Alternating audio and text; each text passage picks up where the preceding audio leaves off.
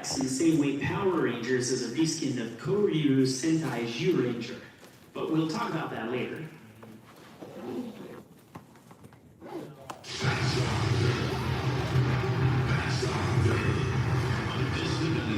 Planet called Eden, a young prince named Dex is given great powers by his grandfather, and he's sent to the planet Earth to protect it from the advancing evil of Count Dragon and his vicious insectoids.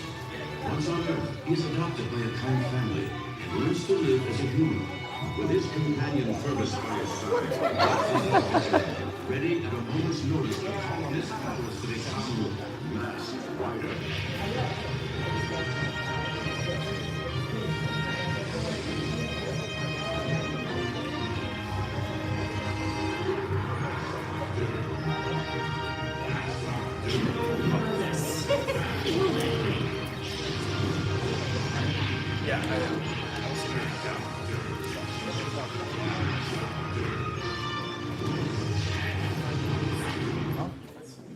Now, it's possible at least one of you may have recognized the name in that list of credits. I know I certainly did.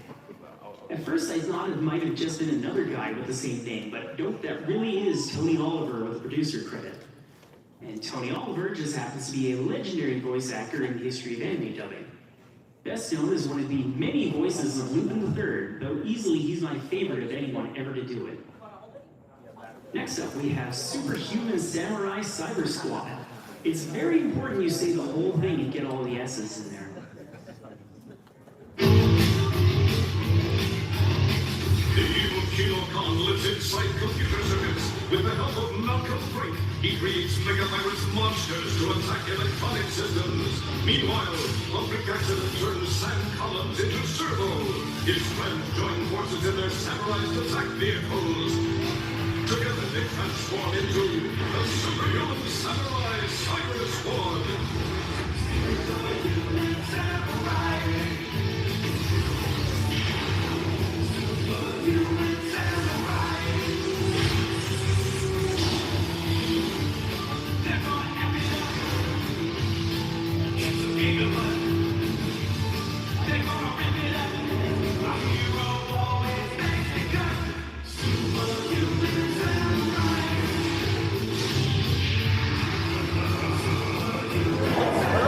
What the heck? Oh my god. Yes, you did indeed see Tim Curry's name in the credits. No, I'm not going to talk about why Tim Curry is the greatest, because we'll be here all day. So, Superhuman Samurai Cyber Squad is an adaptation using footage from the Japanese series Gridman, the Hyper Agent.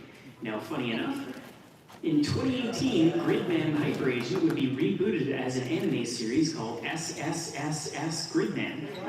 Now, officially within the show, the 4 S's are an acronym for Special Signature to Save a Soul. But come on, it should be obvious that Gridman is named that way because Studio Trigger are a bunch of nerds for Western media who wanted to have a tongue-in-cheek reference to Superhuman Samurai Cyber Squad. Hence why I said it was important to include all the S's. In the end, though, my favorite thing about all of this is that it means in some infinitesimally tiny way, this dumb little 90s kaiju show with an equally dumb name helped contribute to Gridman being made and thereby bringing Rika Takarada and her incredible thighs into this world, for which I give eternal thanks and praise.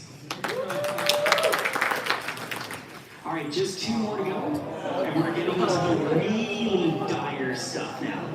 Here we have Big Bad Beetleborgs, and let me tell you, even when I was a kid, I know this show was incredibly lame, and the OP is going to make that fact very clear.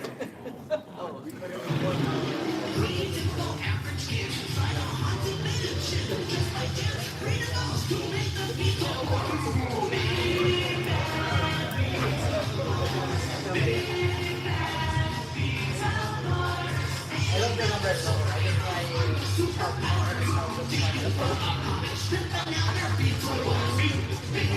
I remember I watched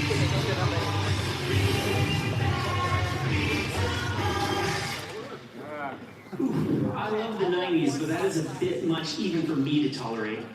So once again, we have good old Saban to blame for this one. who took footage from Juko B Fighter in order to make this. Juko B Fighter being a later entry in the Japanese Metal Heroes series just before it ceased to exist. And now, the final entry in our look at North American Tokusatsu, we have something that up until a few weeks ago, even I had no idea existed. Probably owing to the fact I never saw a second of this on Canadian TV. Please brace yourselves for tattooed teenage alien fighters from Beverly Hills. The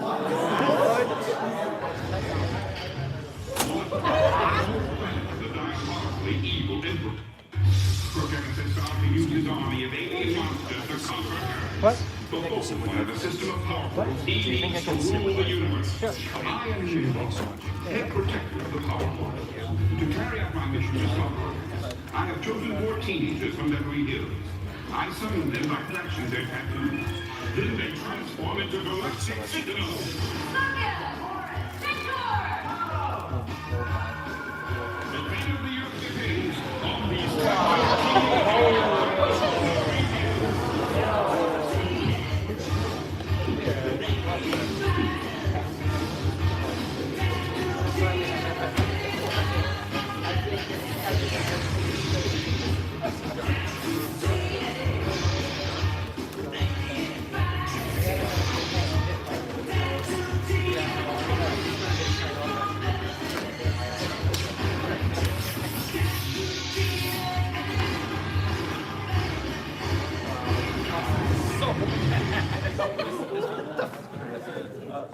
The Teenage Mutant Ninja Turtles have a lot of crimes to answer for, in terms of just how many series try to get in by having a wacky name.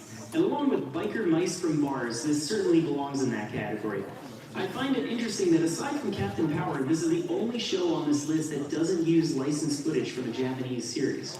From what I understand, they did try to do just that, but for whatever reason, things fell through, and production on the show went ahead using entirely original footage shot in America.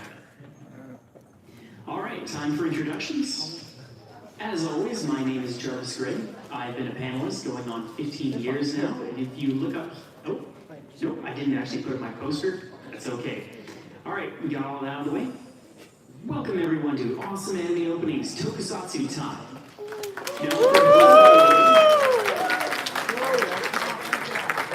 Those of you who are here as a first time for this panel series, I'll lay out a brief bit of background. Every year I come up with 2 panels based on showing openings. The first one always being just regular anime openings in general, and a second one based around some kind of theme. For this year's theme panel, and for the first time since 2013 when I started doing this, I'm making a playlist that's all live-action series and specifically focused on the Tokusatsu genre. Now, with that being the case, that we're at an anime convention, I would hope the majority of you would have at least some idea of what Tokusatsu is.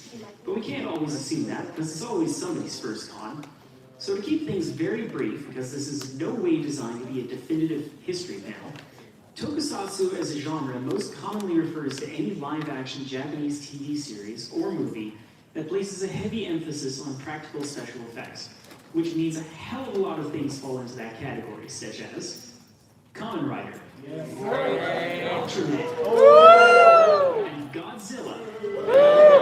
We believe Godzilla counts as Tokusatsu. Now there's easily more than 80 years worth of material I could pull from in order to make my playlist for this panel, but I'm going to make things easy this year because I'm going to be focusing on one notable series in particular. And that's going to be Super Sentai, which up until just this year has been running continuously on Japanese TV as a series since 1975. To put that in perspective, that is roughly 50 episodes of television every single year for 50 years, coming out to a rough total of 2,457 episodes. But all things must eventually come to an end, and with declining TV ratings and falling toy sales, it was decided that Super Sentai would take a possibly decade-long break at the conclusion of its latest series' 50th anniversary. And so, to mark this solemn occasion, I figured there couldn't possibly be a better time to look back on a half-century's worth of openings featuring multicolored superheroes beating the shit out of stuntmen in rubber suits. So then, What we're going to be doing in this panel is I'm going to show a little over 20 openings to different Super Sentai shows as a general introduction to the series as a whole. And with any luck, you might just find something that catches your eye and makes you want to check it out for yourself. This is in no way meant to be an overall history or a complete series retrospective focus panel because we just don't have that kind of time. Now, for those of you who are already Super Sentai diehard fans, I would preface this by saying I tried to build my playlist around 3 criteria. Shows with cool openings, shows with historical significance, and finally, shows with a theme I happen to find personally interesting. And speaking of checking these shows out, as hard as this might be to believe, every single main entry in the Super Sentai series can be watched in English in some capacity. Whether it be through DVDs from Shout Factory, streaming for free on places like Tubi, or scouring the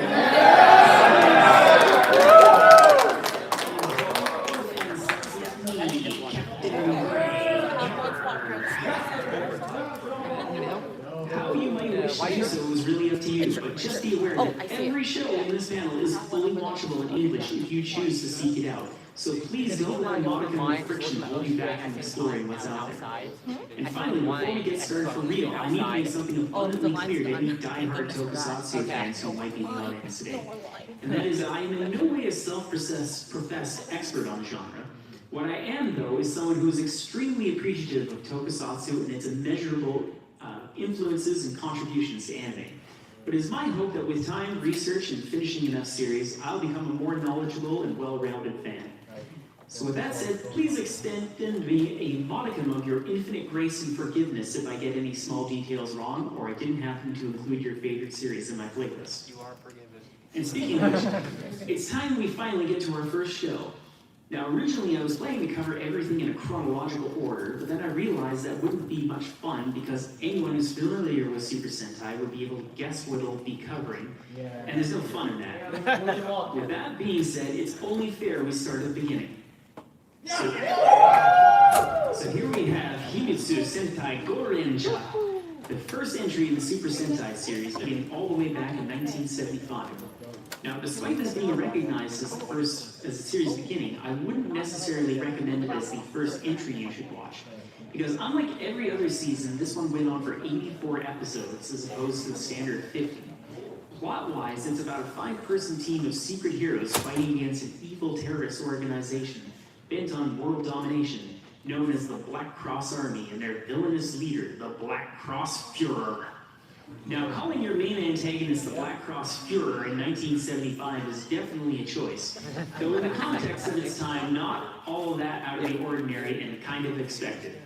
After all, Kamen Rider was introduced in 1971, and the main bad guys in the series are called Shaka, and their logo looks like this, which is pretty on the nose with the whole Nazi aesthetic, if you ask me. Granted, it's hard to take a main bad guy seriously when you find out that looks like an inflatable starfish.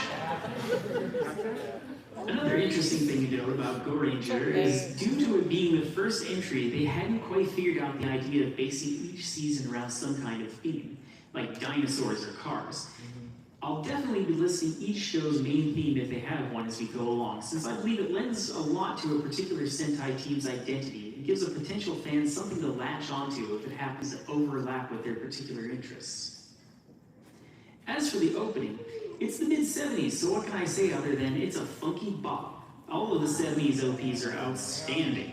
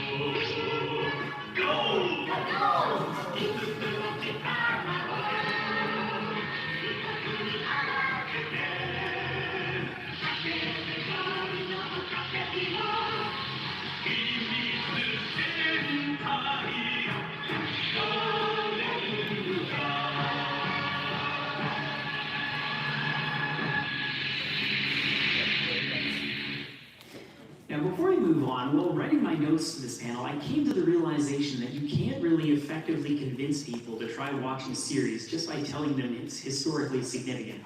If that were the case, everyone in the room would have seen the original 1979 Mobile Suit Gundam series and Space Battleship Yamato like I have. No, if you want to get people into something, you've got to let it speak for itself. So in the interest of doing just that, I'm going to try and include a brief clip for each of these entries just so you can get a feel for how wild some of them can get. If I don't include a clip though, it just means I had to make cuts to get everything to fit in an hour. So now that we've established our series beginnings, let's skip ahead a few decades to 2014. Here we go. Sentai Tokyo, the 38th Super Sentai entry. Remember how I mentioned before, for me at least, Super Sentai is at its best when it's based around some kind of theme. Well, for this one, it might be a little hard to figure out unless maybe you look at the helmets for a clue. It's this is crazy. I didn't do a thing to edit that image. I took it directly from episode 3. Don't believe me? I got proof.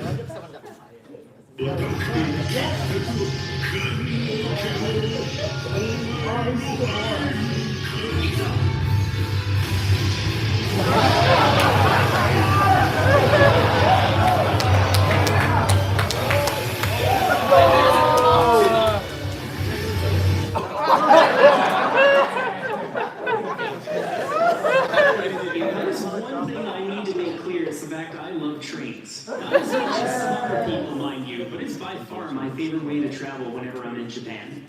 To the point that on several occasions where I've been given the choice between a 1-hour flight and an 8-hour Shinkansen trip, I have always picked the Shinkansen. Also, I won't be giving a plot description for this one because honestly, it feels a little on, I can't remember what I wrote in this note.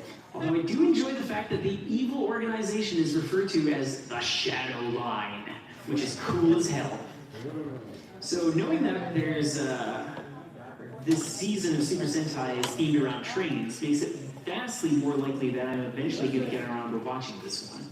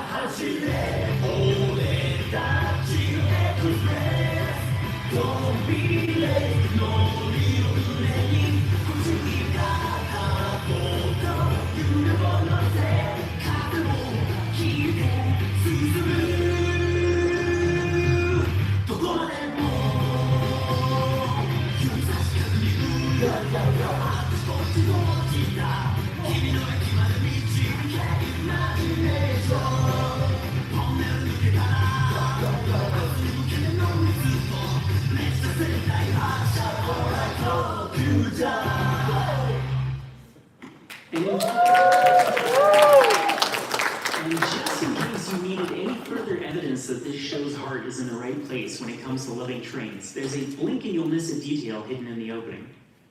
Because the last couple seconds, there's a brief flash of some Tokyo branded Epiken, or train lunchboxes, an essential part of any long journey by rail. Flashing back in time to 1977, we have Jakkyou Dengi Gitai, the second chronological entry in the Super Sentai, and the first time they started to play around with the idea of theming the team members. In this case, the theme is playing card suits. Although a little odd, but I dig it simply because the suit designs are so cool. Especially their team leader, Joker, as seen in the middle. A funny thing to note about this one is that it ended early due to poor ratings, making it the shortest entry in Super Sentai with only 35 episodes. Which is almost tragic when you remember Go Ranger, the series that preceded it, was the longest at 84. Now, this one I will give a brief plot synopsis for because it's wild. We have an evil organization known only as Crime, led by its sinister leader, Iron Claw, who seeks to destabilize the world and turn Tokyo into a global hub for crime. So is that the one t-shirt in the same row? And of course, our heroes in this case are a group of cybernetically enhanced operatives belonging to an organization known as the International Science Special Investigation Squad.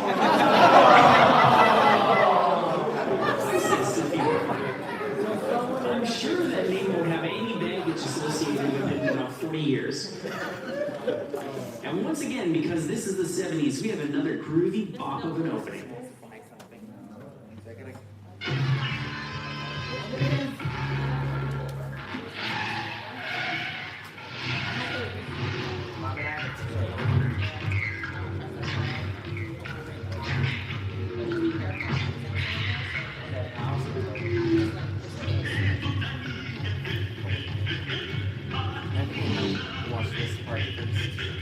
Okay, no worries. Yeah, and then I have to go help my sister with something. I'm gonna have to help my sister with something.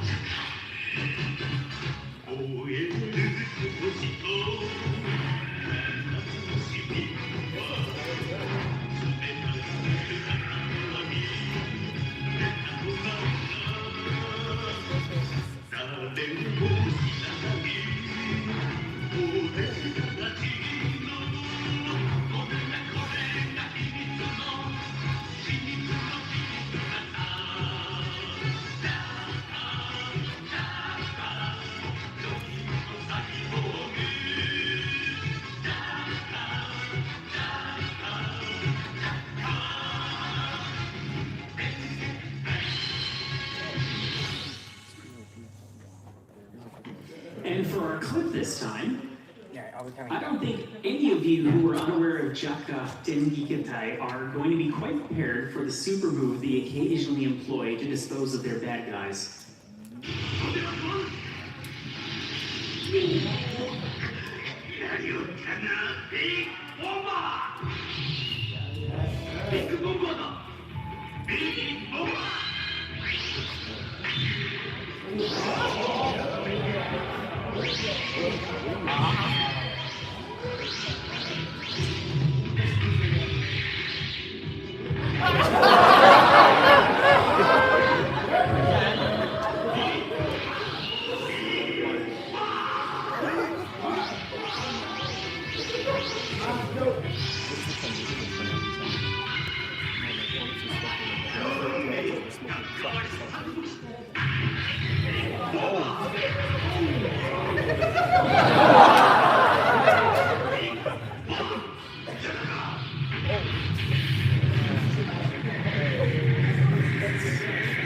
That's where all the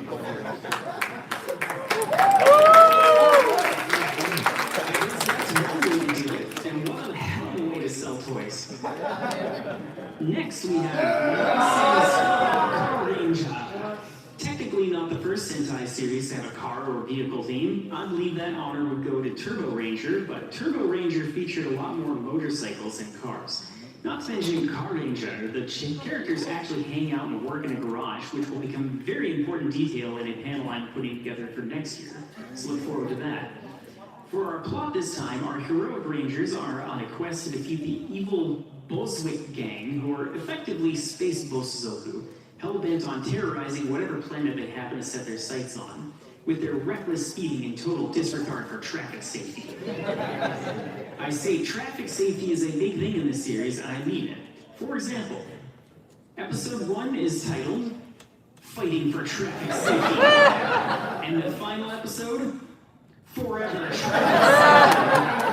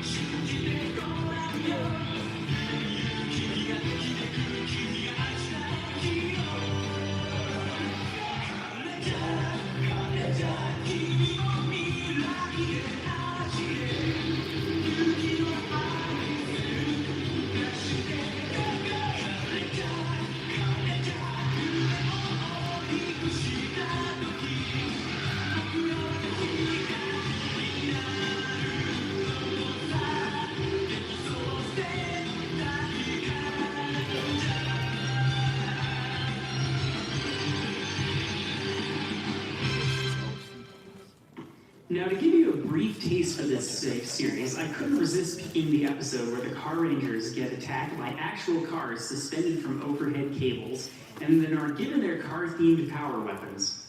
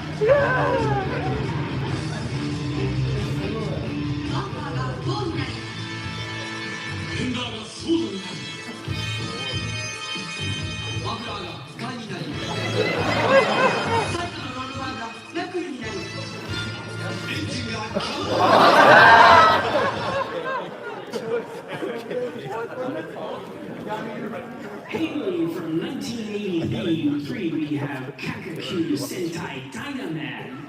Funny story for this one. Originally, this season was supposed to be based around a baseball theme, which would go a long way to explaining the costume design, especially the stripes on their legs. Unfortunately, it was cut due to the producers thinking it wasn't cool enough. One has to wonder if the Super Sentai hadn't gone into hiatus and had a few more seasons, it might have actually gotten to have a baseball theme, considering how the sport is now so much popular in Japan than it's ever been. Anyways, we now have a slightly more generic theme, as the name Dynaman is meant to evoke a feeling of explosiveness, which is reflected in the number of gasoline-fueled pyrotechnics visible in this opening.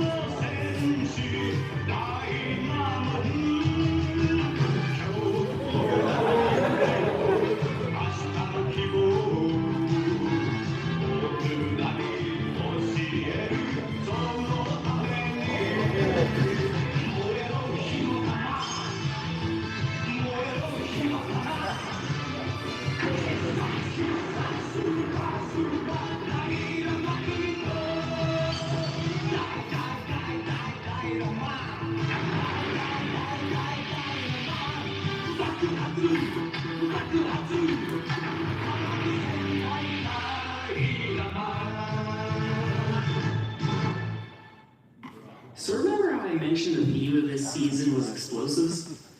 Originally, when reading about it, I had assumed that it was just sort of a metaphor thing, like being explosively energetic. No, they meant it literally, because I'm about to show you a clip where I have edited a single fight down to just the explosions. And I don't think you are mentally prepared for this. I enjoy it.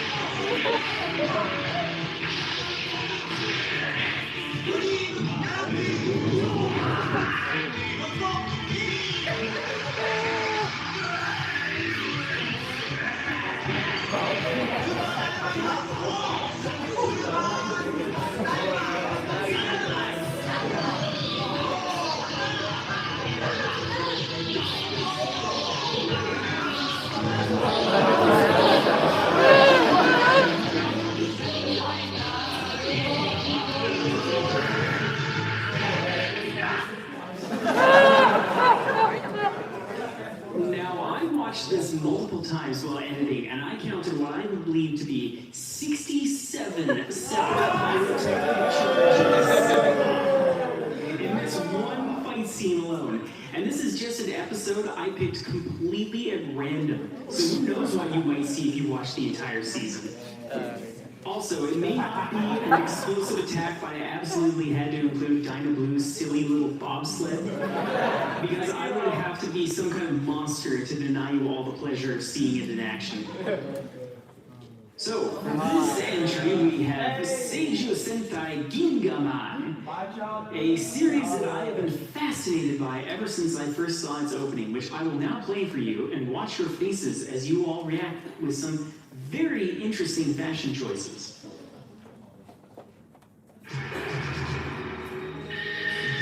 戦士、それは銀河の平和を守るために戦う神秘の動物たちのことである。聖獣戦隊銀河ブラボー。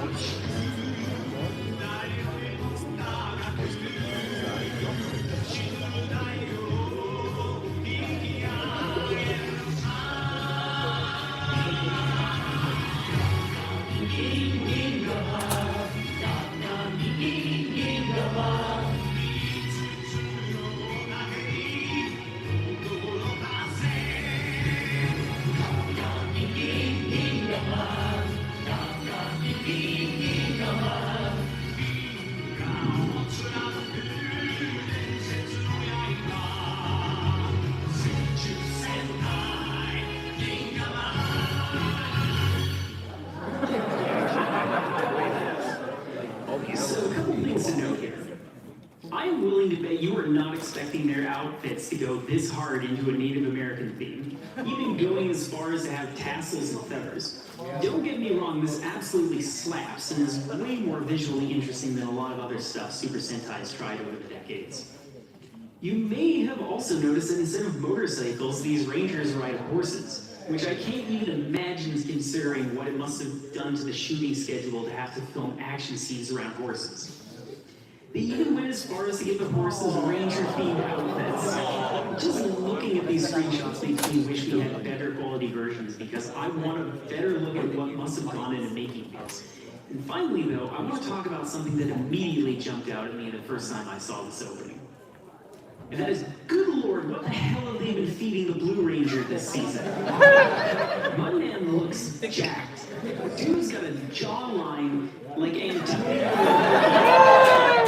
I'm telling you, from what I have seen, it is simply not typical in Super Sentai for the Blue Ranger to radiate this level of good-natured himbo energy. That makes this shot of him reacting to a cake even better. All I know is I will definitely be getting around to watching this guy, or this one, someday. So for this one, we have Denshi Sentai Tenzaiman, a season I find particularly interesting because it's the first Super Sentai to come out in the 80s. But due to how decades work, it still feels like a 70s show, right down to its very bones. And believe me, you'll know it when you see it.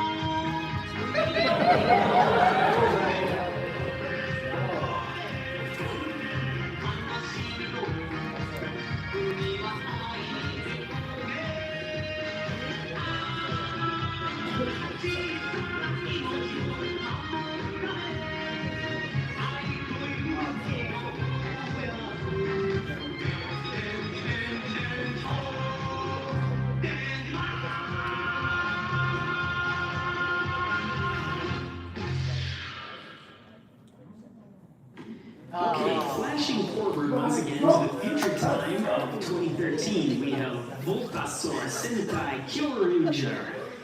To this day, I still can't believe how many dinosaur-themed seasons of Sentai there are. We're going to get to why I specifically wanted to include this one in a second, but first we got to roll that opening.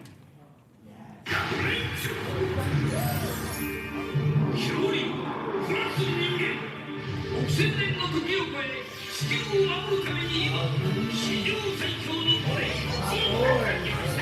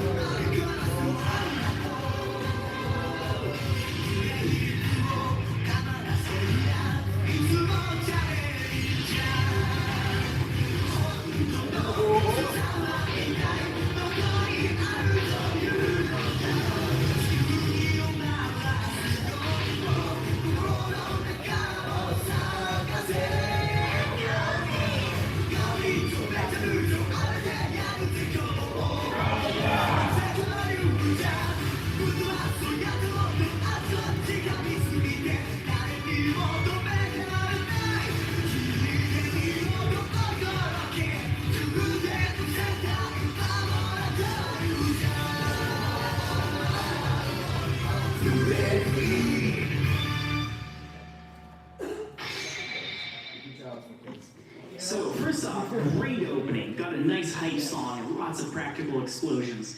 Couple things to note, though, that make it stand out in my mind. The first one being, once again, the Blue Ranger, who looks like a guy who exclusively eats gas station food and probably has some very strong feelings about crypto. And while we're on the subject of Blue Ranger in the show, I think we all need to take a second look at this opening and the appearance of some rather disturbing footage.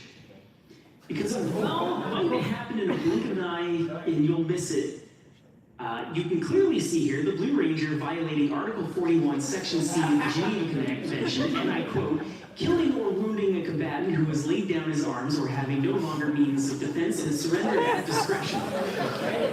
Meaning this could be argued in court as a war crime. A good lawyer could make the argument that the enemy combatant was still in possession of a weapon, but who am I kidding? In the end, this disturbing incident is probably going to get swept under the rug, just like all those low-income houses their giant dinosaur robot crushes. So here we have Battle Fever J, all the way back from 1979. From what I gather, this one is considered to be a bit on the weird side of things, even by the standards of Tokusatsu fans. Which gets a big oh hell yeah out of me, because as far as I'm concerned, the weirder things are the better. Normally, this is where I would tell you about the Battle Fever J's theme, but first I'm going to show you the opening, and then we'll get to that.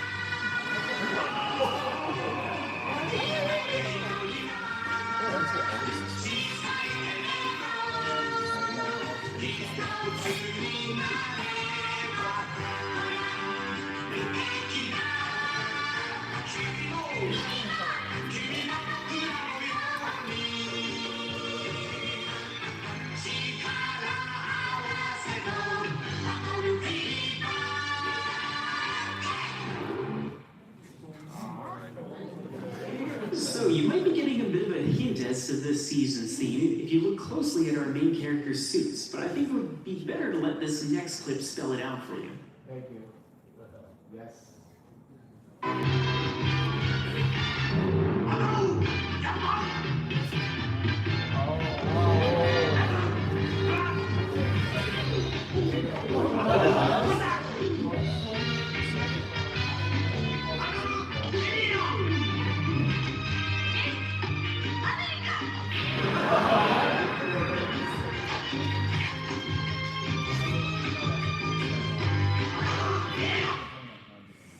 And that's it. The theme of Battle Fever J is countries.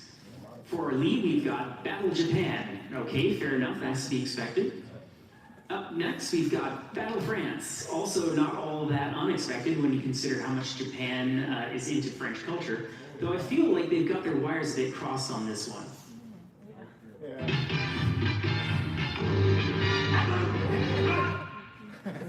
Because that saucy little stomp pose thing he does feels way more reminiscent of Spanish flamenco than anything I'm aware of in French culture. But then again, what the hell do I know? Now, Battle Cossack is another level of weirdness entirely. You need to remember this was 1979, so global tensions are high, the Berlin Wall is up, and we've got a big old hammer and sickle on his chest. But we can take this one step further, because if Battle France gets a snazzy little dance, then surely Battle Cossack needs one.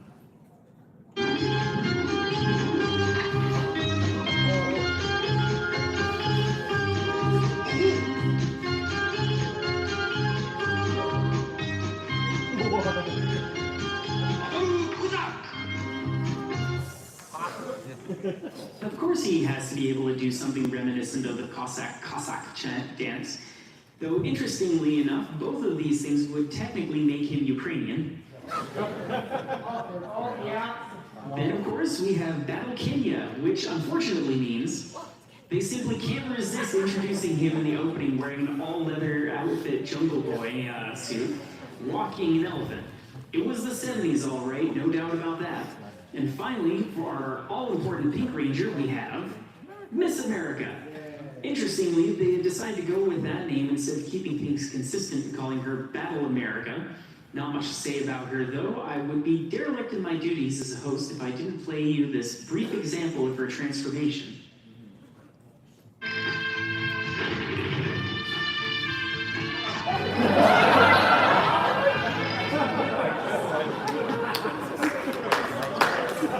Time is money, people. You think we have a budget for some elaborate magical girl-esque transformation sequence? No, just dangle it on some fishing lines, zip it up, we got an episode to wrap. Chop, chop, let's go. Out of everything in this playlist, I can confidently say Battle Fever J is high on my priority list to watch if it can bring me more gold like this. Next up, from 1985, we have Dengeki Sentai Changeman.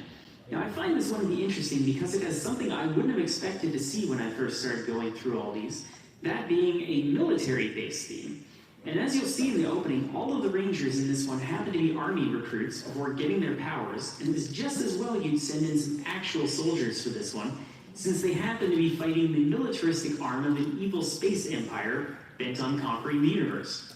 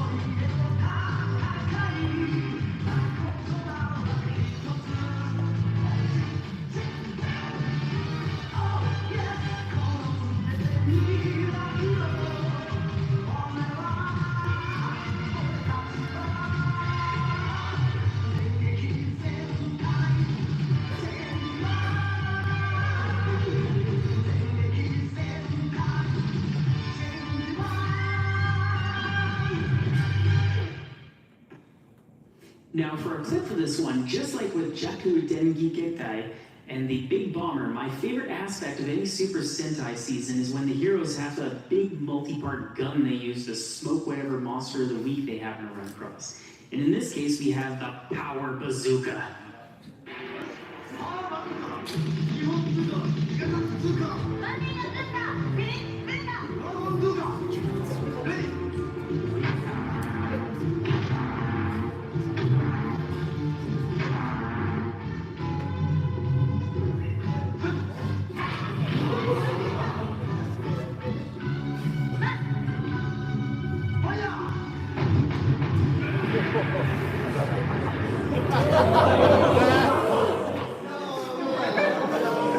It's more like a recoilless rifle than a... you don't stand in the back glass of that thing, by the way.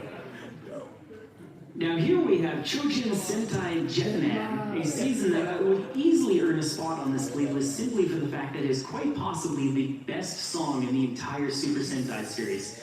So good, in fact, I added it to my workout session mix. It also helps that it has one of the coolest themes of all of Super Sentai. Birds, jets, and aircraft in general. If it flies, floats, or vaguely hovers in some capacity, it probably shows up at some point in this one.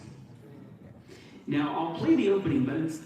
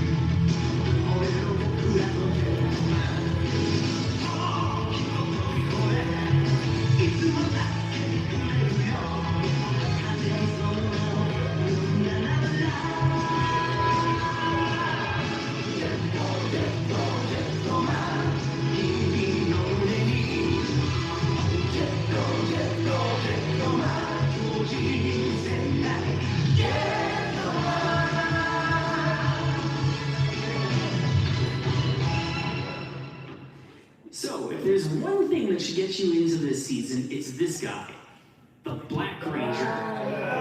While the other team members might have bird themes like the eagle or the owl, this guy gets to have the vulture as his bird symbol. And while the other Rangers are helping little old ladies cross the street, this guy is playing the saxophone, gambling and picking up loose women in seedy bars. But if you should happen to need undeniable evidence this dude is a certifiable bad boy, they showed him smoking in a TV show where the primary demographic is kids aged 4 to 12. Granted, this happened in 1991 Japan, where there were an estimated 500,000 cigarette vending machines across the country in the year 2000. And a nationwide smoking ban in public spaces wasn't passed into law until 2018. But even still, it is wild to see a protagonist in a kid's show with a cigarette in his mouth. Which just goes to show there's a reason why the end credits show him over the world's cool guy. Because that's what we're dealing with here. Now, I suspect some of you who aren't even into Tokusatsu might be able to recognize this one just based on looking at the suits alone. From 1992, this is Kyoru Sentai Zyuranger. And yes, it is the original season that the 1993 Mighty Morphin Power Rangers is based off. Now, being as old as I am, I can vividly remember watching Power Rangers when it first aired on TV. Though, to be honest, I was never really into it all that much. I never owned any of the toys, and I never watched any of the seasons that came after. But man, you had to be there to understand how big it was, and how much all the parents were freaking out because kids were roundhouse kicking each other. Though, considering today's current moral panics, I think we would all be a lot happier if the kids would put down their tablets and go outside and have fun getting drop kicked. So here's the opening for Kyoru Sentai Zyuranger. Does it clue you in on the fact that, does it have it, or the theme of this season is dinosaurs? You bet your ass it does. Gee, it sure does seem convenient that they would pick that theme 1 year before Jurassic Park hit the theaters.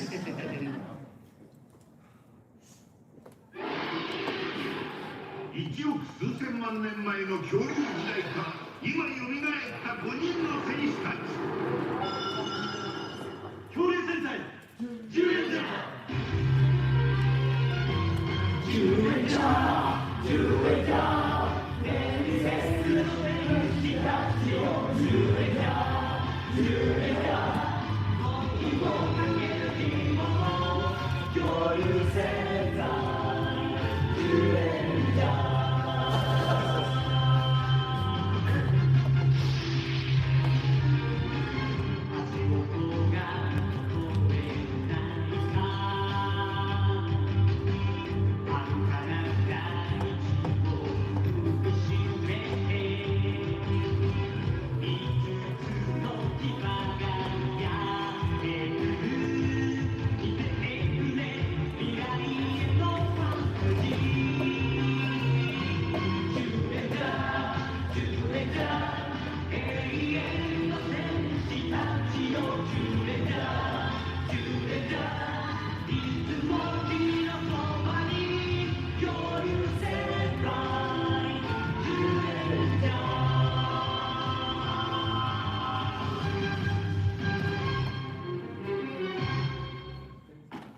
I think I can confidently say that for me personally, Zyuranger has an opening that sits in the top 5 of the whole series.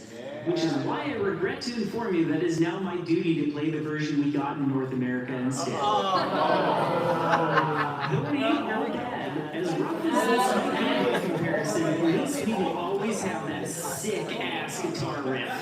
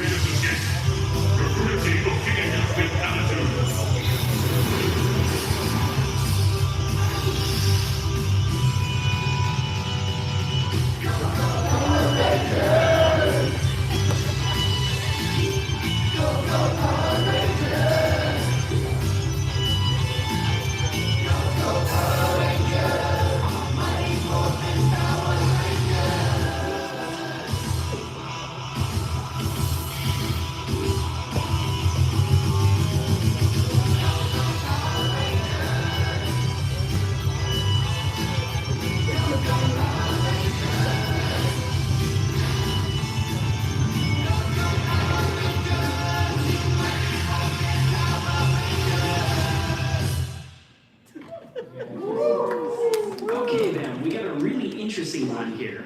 Debuting in 1987, it's Hikari Sentai Mask Man.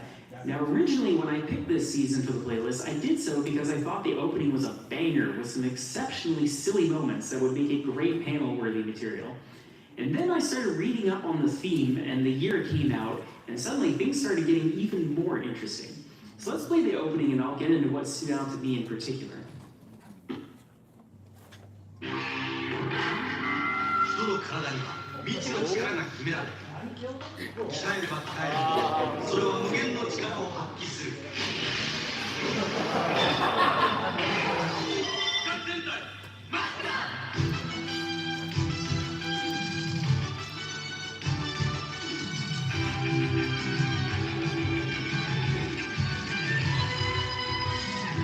君のオーラに命が持てる。人は不思議な力秘めてる。胸でささやく誰かの声に耳を澄ませよ。君の体地上に降りた神秘の泉だ。神の住む星だ。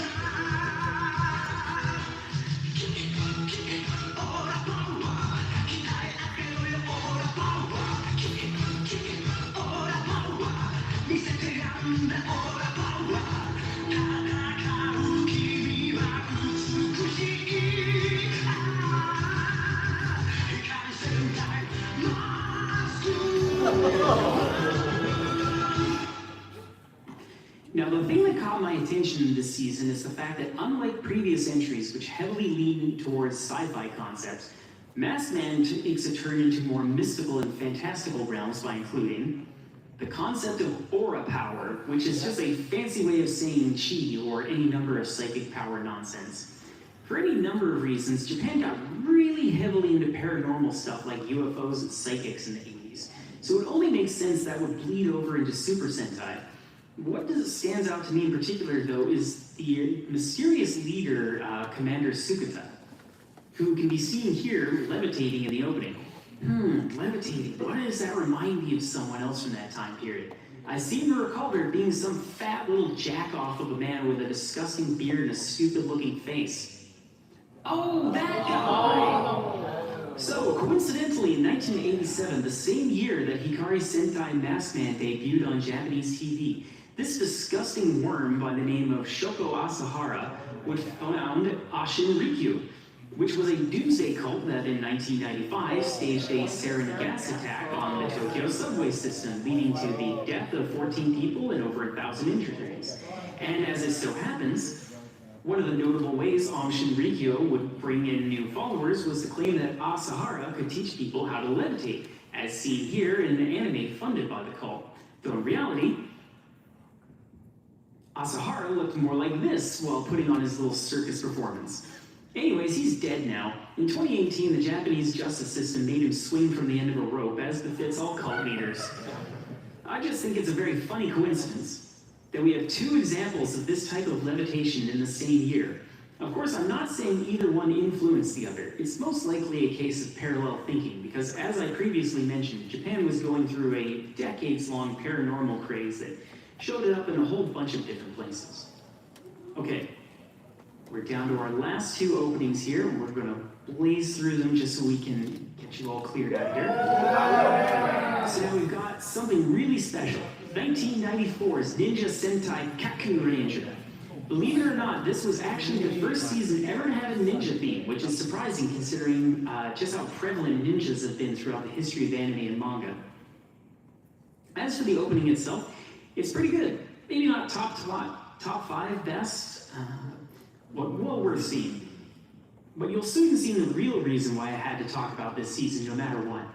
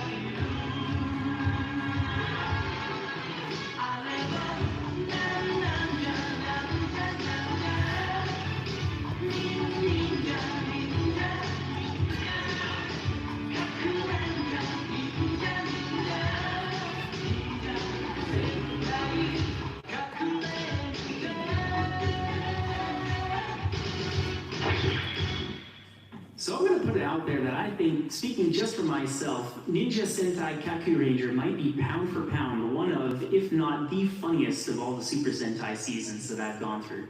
Granted, that could always change as I watch more, but I have two clips in particular that prove Kaku Ranger has been funny enough to break containment and get noticed by the wider nerd culture as a whole. But first, we've got to briefly talk about some fashion choices. Because what in the fresh hell is going on here with the Red Ranger's outfit? We've got a do-rag, denim shorts, long sleeve shirt under rolled up sleeve flannel shirt, under a short sleeve Air Force t-shirt, under a sleeveless flannel jacket. There's only one thing I can say about this. He looks and dresses like every tree planter I've ever worked with for the past 25 years. Aside from fashion, I mentioned there being two clips you very well may have seen before and never even known they came from this season.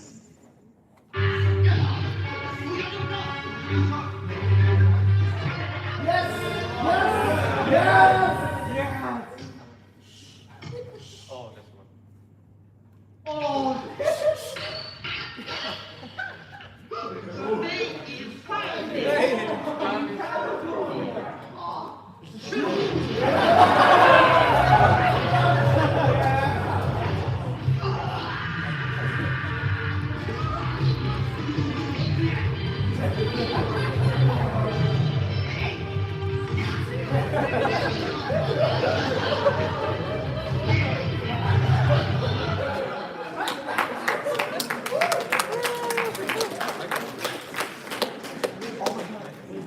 time, actually, we're going to skip ahead to our last show here. So that's it. We started at the beginning and just showed the, let's see. So I do have one idea for what could be our final opening. We're going to get a little weird. Dare I say even unofficial. For those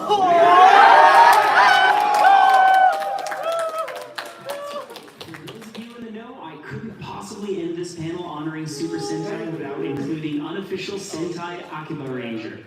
Now, I'm sure time is tight, so I won't go into too much backstory for this one. And all you really need to know anyways is that Akiba Ranger is a loving tribute and parody of the Super Sentai series. To put it in anime terms, Akiba Ranger is to Sentai what Excel Saga is to anime, though maybe a little bit less brutal than Excel Saga is at times. As for the plot for this one, to put it simply, it's about 3 nerds in Akihabara who use their obsessive knowledge of Sentai as well as, or at least Red and Yellow's knowledge. Blue still needs to catch up a little, in order to fight aliens who wish to conquer Earth with the power of their evil monsters. あなた、秋葉レンジャーになって人類の平和のために戦わない？秋葉レンジャー1話だからまだ何も決まってないけど3人の戦隊の物語聞こえませんでした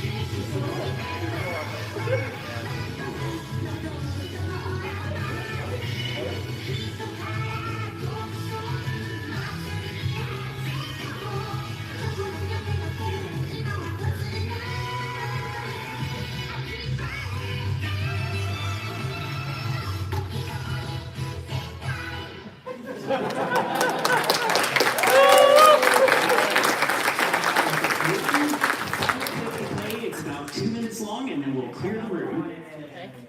Let's see here. No, not that. Okay. I will freely admit I genuinely teared up a little in parts while doing the editing work on this final clip. It also helps that it is a clip that expresses a deep and overwhelming distaste for America, which is something I am very much in favor of expressing all day, every day, till I draw my final breath.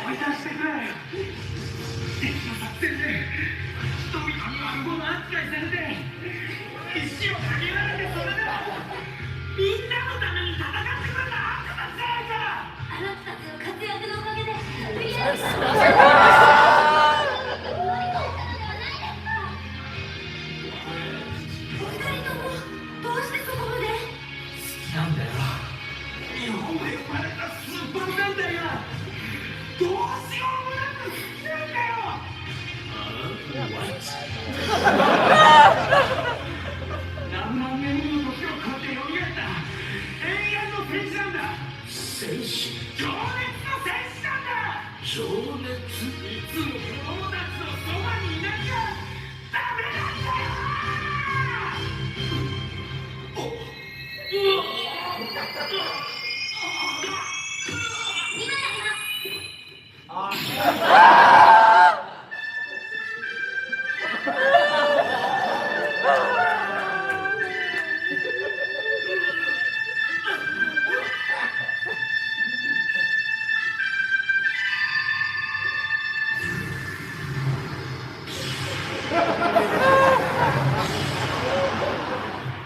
俺たちは Evil has been banished. 俺たちはさすが番組と同じ本物だ。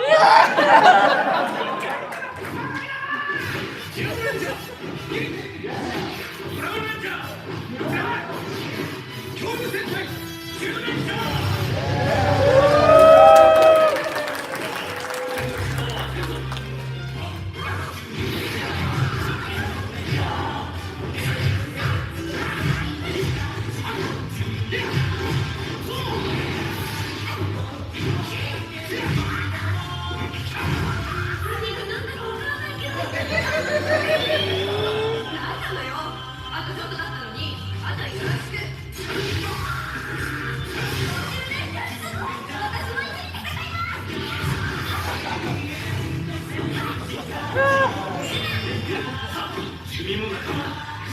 俺たちの大作たちが受け取ってくれ。聞いておけ。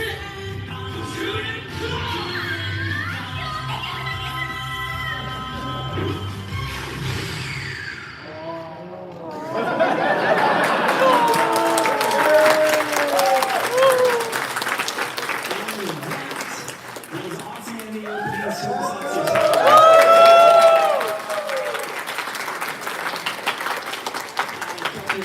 I'm now going to disappear in a soap opera.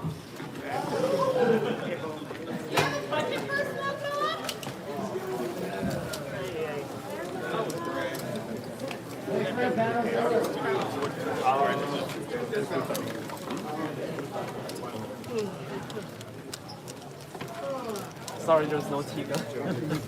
I mean, my Tiga is sitting right there, actually. Actually, I haven't seen a lot of the Japanese. Really good cosplay. Thank you.